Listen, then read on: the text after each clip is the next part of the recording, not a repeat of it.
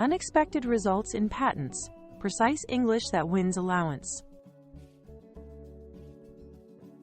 In patent practice, unexpected results can be your best friend.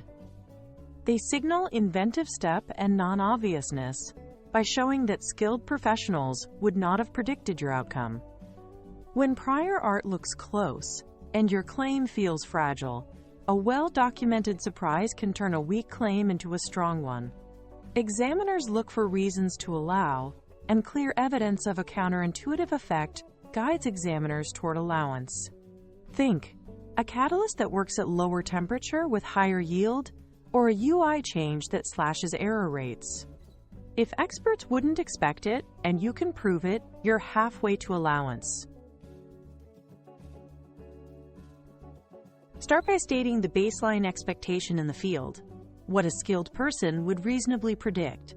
Then present the contrast, what actually happened in your experiments. Make the difference concrete by quantifying the gap. Show data, ranges, or ratios. For example, experts expect 5 to 10% efficiency at 80 degrees Celsius. We achieved 37% at 60 degrees Celsius. Spell out the norm, the deviation, and why it matters. Clarity here prevents hand-waving and lets the examiner see the leap. The structure is simple. Expectation, right-pointing arrow observation, right-pointing arrow magnitude, all supported by numbers. Keep a neutral, objective tone so the science speaks for itself. Avoid hype. Prefer phrases like contrary to conventional wisdom to show you understand the field's teachings. Then anchor claims with comparative evidence, not anecdotes. Example, contrary to conventional wisdom that moisture deactivates the catalyst, activity increased by 2.4 times at 20% humidity. This approach shows awareness of prior teachings, a clear departure from them, and real data to back it up. Neutral wording plus solid comparisons convinces far more than excited adjectives. Pick the closest prior art or a credible control as your benchmark. Ensure method parity. Same materials, same concentrations, same runtime, same evaluation metrics. Only the inventive feature should differ. Then report side-by-side outcomes clearly. Example, control prior art yields 12% at 80 degrees Celsius.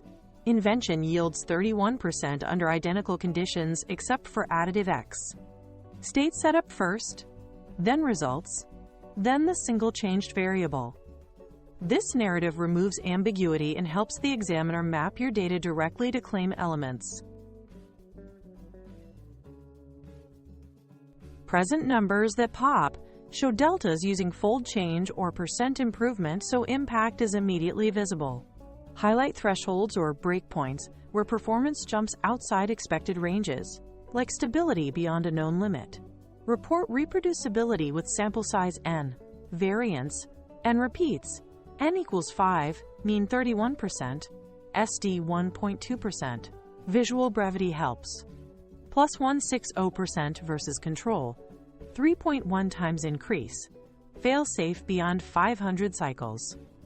These metrics let examiners assess significance quickly and reduce back and forth on whether the effect is real or noise.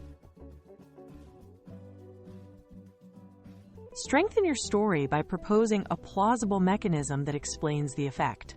Then rule out obvious variables, temperature drift, reagent purity, operator bias, or training data leakage in software through controls and sensitivity checks.